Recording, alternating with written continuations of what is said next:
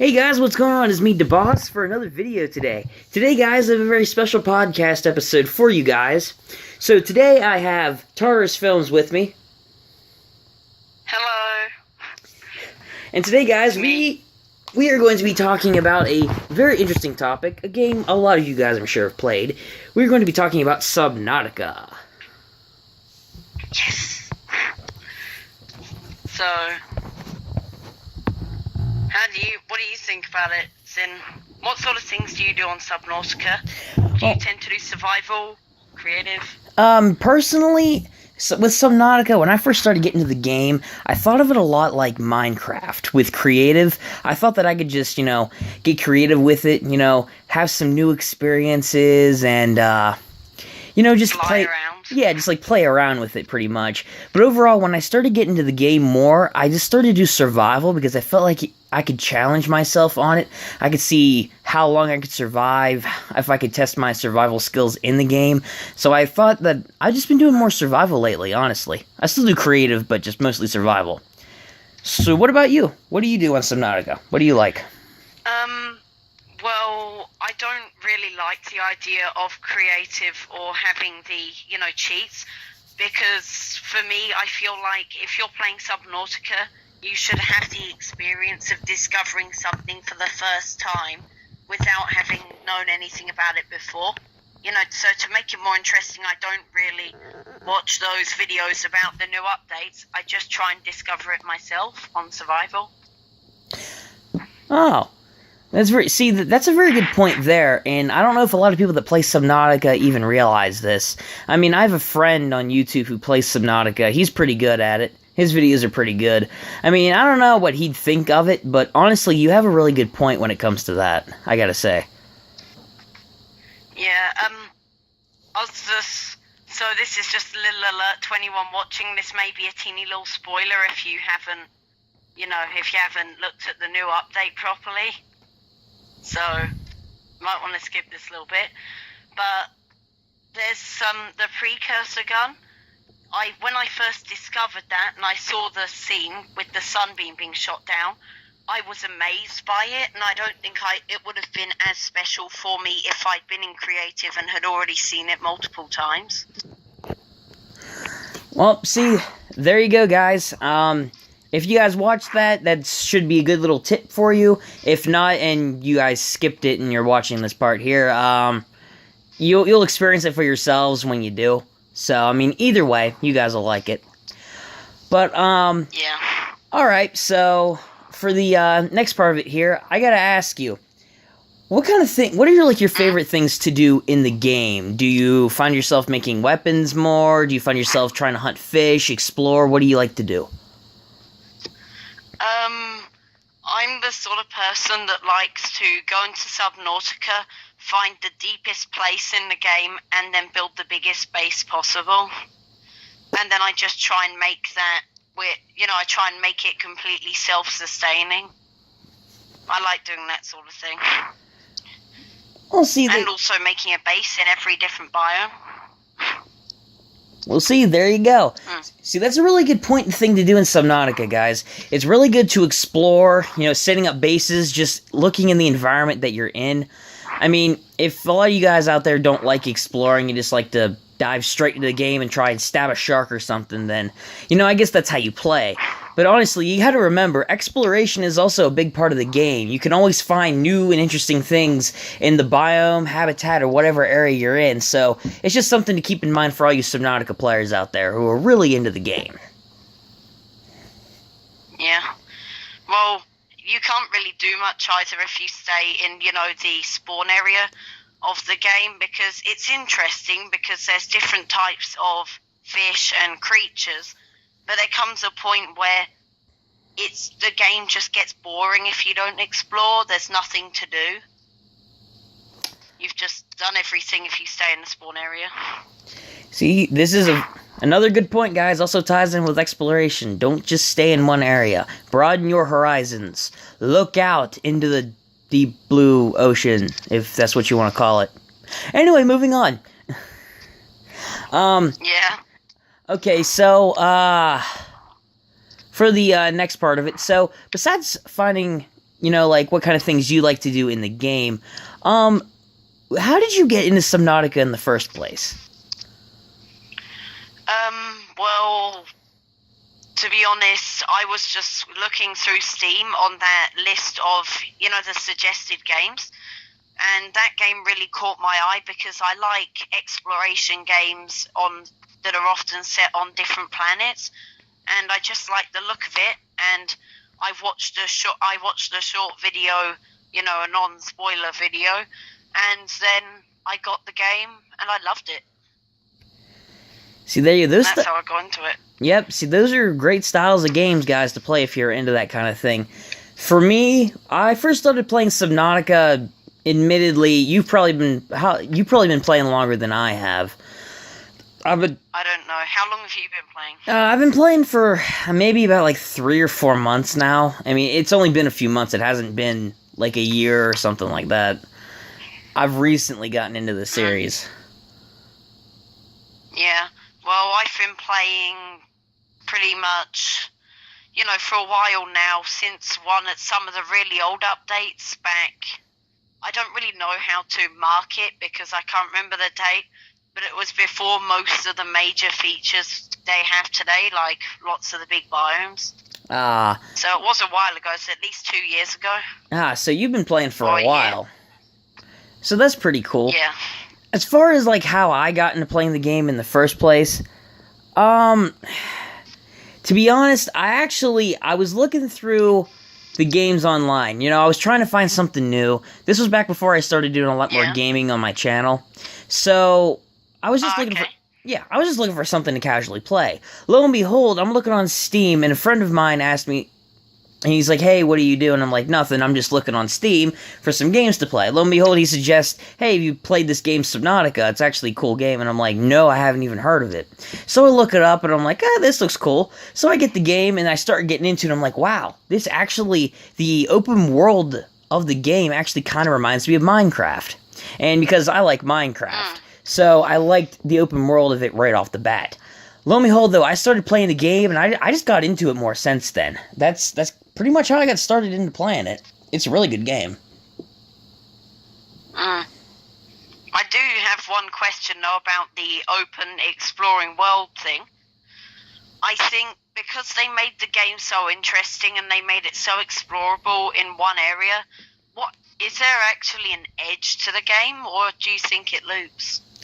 I don't know. I mean, I never really thought about that. I think there might be an edge to the game, maybe. It could be in a loop, but I could be wrong. I think that there could be an edge to it, because it kind of makes sense when you think about it with all the biomes that you have. So I think there might be an edge to the map. I mean, it has to end somewhere. Well, that, or maybe it is a loop. Yeah, I was just wondering, because I did see a map of the biomes, and it's all shaped like a square, and they always show there's a point where it's just really far away in the ocean, and you just never really consider going out there. So it's something the game does that makes you want to stay in that area, and you don't really question it. Yep, see, there you go. These are just a lot of key things, like, even if games that aren't exploration, like Subnautica or Minecraft or something, there's always going to be, like, layout questions, or maybe even coding questions or something like that about how the game works, or how different aspects of it are set up. So I can definitely see why people will even be curious about this, even if they haven't played Subnautica. Well, I think you just compared it to Minecraft, and I think Minecraft sort of encourages you to explore, but I think Subnautica, as I said before, encourages you to explore, but only up to a certain point, where somehow it manages to keep nearly every player behind some invisible barrier, that you never leave, because there's so much to do. Yeah, and, it's just like Minecraft and Subnautica. There's the two games that I can best compare between each other. Minecraft is definitely way open world. There's no way to end the game, especially if you're playing creative. It's just like an endless map. The difference between the two games is obviously, you know, like on Minecraft, you can build things from blocks, you can travel to other dimensions and kill dragons. You can do all this stuff in Minecraft you can't do in Subnautica. On the other hand, Subnautica is set up the similar way, exploration open world-wise. But at the same time, in Minecraft, you can't exactly go you're not exactly under the ocean, like, killing sharks and everything else like you can do in Subnautica. Yeah. They're similar but different. They have their own special qualities. Well, Subnautica still, because it's slightly, you know, meant to be, I don't know why, I get the feeling it's meant to be partly a horror game. Well, it is. And, it does have its similarities to Minecraft in the way that there's a lava, you know, there's a sort of lava, scary, red, hellish-like area that I think's, you know, meant to resemble some form of hell, and that's where you find a sea dragon. So I think they both taken key things from, you know, a human's fear, like, you know, hell and dragons, and I think lots of games have tried to adopt that. Yeah, and you know what? That makes sense. Just trying to get certain reactions out of gamers, whether it be happy to, you know, like, find treasure in Subnautica or something. Or, you know, in some cases, be scared and be like, oh my gosh, I'm fighting this dragon. And, you know, I think that in a sense, the game actually, they adopt each other's qualities, because the similarities between Minecraft and Subnautica, there are similarities. The open world, some of the enemies, some of the things that you can even do in both games. It wouldn't surprise me if the games actually took inspiration off of each other. Yeah. Well, it depends, because the game's changed so much over the last year. I think they've changed nearly everything now in some way, shape or form. So I don't really know what could happen. Yeah, I mean, who knows? Games, just like technology, are constantly evolving. And, you know, just look at a whole bunch of video games today. And, I mean, not even looking at just Subnautica, just looking at video games in general. I mean, the games are all changing, whether it be story, characters, graphics, you know, gameplay, whatever. Technology will constantly be moving on, and I think the same thing is going to happen in the future with, like, Minecraft and, you know, games like that. I mean, everything's constantly moving forward. Yeah, it is. Well, I don't really have much to add to that, because you summed it up pretty well. Oh. Well, thank you. I appreciate that. Let me think here. Yeah. Well, we've talked about different key aspects of the game. I'm trying to think of something else to talk about the game. Oh, here's something quick. Oh, no, what'd you have? Yeah. If you could, what sort of thing do you think they should add to the game? Okay. Honestly, I mean, the Subnautica is good as a whole, I gotta be honest. I mean, again, I love the open world exploration, I like the survival. One thing, though, I would like to change is, like, somewhat of the combat system, because it might just be me, but sometimes when you're fighting enemies, like, you get attacked by a shark or something, and then you have to fight them off, or you're going to kill an enemy or something. I honestly, at some points, the game just feels smooth. You know, it feels like, okay, I can do this, I can do that, and it just doesn't take that long, it all feels fine. But then there are other times that the controls just feel kind of stiff or clunky, I guess, and then you feel like, you know, it's so hard to just do this one simple, swift action. That might be something I'd like... To be honest, I think... I agree with that, and also, just adding to it, I feel like it's missing something, because, to be honest, you're going out into a deep, dark ocean fighting a giant, let's use a giant dragon as an example, a giant sea dragon, and you're just fighting it with a teeny little knife. See, that's... I don't think that's good. No, see, that's totally unfair. Honestly, if you're fighting a sea dragon with a knife, the sea dragon's going to win. A tiny knife isn't going to do anything for you. If anything, they should at least have a glitch in the game or something where you can have, like, a samurai sword. And that's a joke. Well, Well, modders don't get any ideas. Well, the whole storyline is that, you know, your PDA's been booted in emergency mode, and that's why you have the knife. But if it's in emergency mode, your life is threatened, and you're on a planet with many other dangerous alien creatures.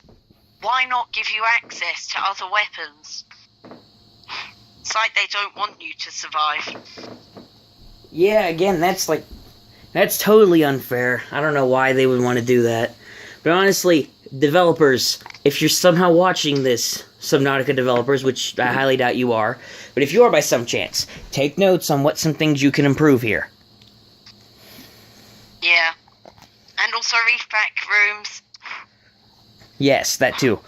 Yeah, because, you know, they've expanded reef backs, they've put a reef on their back, but I feel like even if it's only one room, you should be able to build a mobile base on one. That'd be really cool. See, they should totally do that. Man, we've been going for like 16 minutes. Wow. I can't believe how long this has been. Yeah. Man, Yeah. Man. But yeah, guys, Wow. I'd like to thank you guys for watching today's podcast. Huge thanks for being here today, man. I really appreciate it. Yeah, it was fun being on here as well. Yeah, if you guys, we have another video or two maybe in the works, so I'll let you guys know if it's going to be done on the channel or on his channel. I mean, either way, we might have some other stuff for you guys in the future, so stay tuned for that. But I honestly hope you guys enjoyed today's podcast, and if you guys have anything interesting you guys like about Subnautica, or any suggestions, ideas, feedback, or whatever, leave them in the comment section. Be sure to go check out his channel. He's a really cool guy. His link will be in the description, so go say hi and subscribe. Yep, so, goodbye. Yep. We'll see you guys later. Peace out.